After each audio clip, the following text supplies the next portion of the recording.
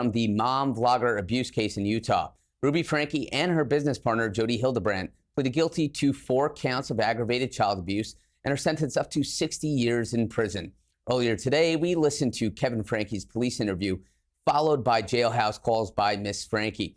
Now let's get you back into listening to some of those calls now. So what does probation look like? Like, what does that all entail? It can look like several different things, I think. I'm still learning about this, and I think I never realized how complicated it is. I always thought you pled guilty and they'd tell you how long you're in. Yeah, there's a lot of terminology to know. Yeah, and you know, half of the stuff that is said goes over my head, and then I have to go, you know, I come back and I ask the girls here, I'm like, what does this mean? What does this mean? Yeah. But probation could look like going home. Like, you could go home. Sometimes,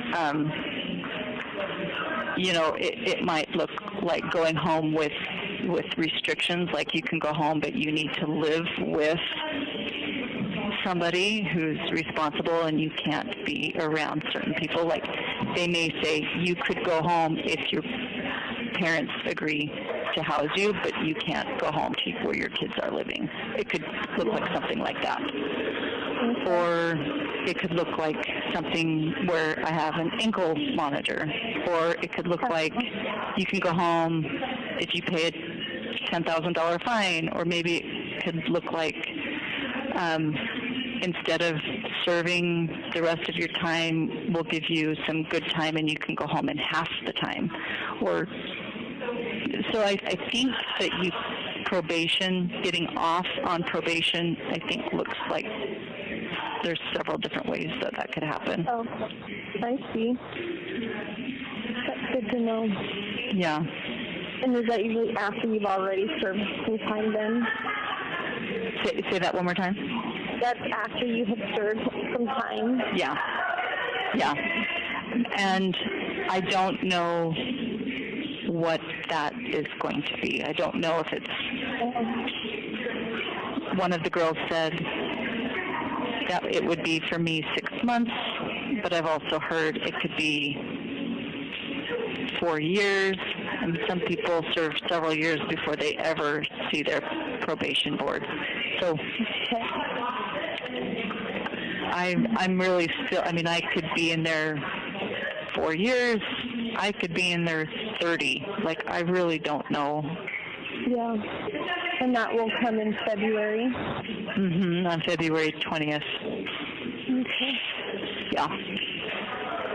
And the news that I saw today, Jodi's sentence hearing is also February 20th. So I'm going to make a request that we be transferred.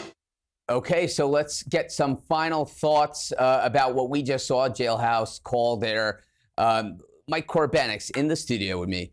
That's a really interesting call. They're basically discussing the potential amount of time that they could be incarcerated if they took a plea of guilt. What are your thoughts about that sentence? We've talked about it a little. There's consecutive time for Ruby Franke and Jodi Hildebrandt. What are your thoughts about the sentence? It's just very tough for me to understand, quite frankly, because I haven't been in a jurisdiction where you don't enter a plea, where at least you have some sort of ability to know the range. In federal court, they never have to go by the plea agreement, but at least there is a suggested range. I mean, they usually do, but this is very bizarre because why would you want to plea when you, at least if you don't plea, you go to trial, you have a chance of winning. But here you're just saying, I'm guilty, judge, sentence me to what you want. It's no, it's really interesting. You know, it's not done like that in the jurisdictions that we practice in. But of course, the children here are the real victims, and you know they're going to have years of most likely trauma to deal with as they go forward with their lives. So our thoughts are with them. I'm going to thank you for joining us today on Law and Crime. I want to thank my guest, trial attorney Catherine Lizardo. Also, criminal defense attorney here in the studio, former prosecutor Mike Corbenix. That does it for me, but don't go away. Heather Hansen will be with you for the next 3 hours on the other side of this break. Thank you.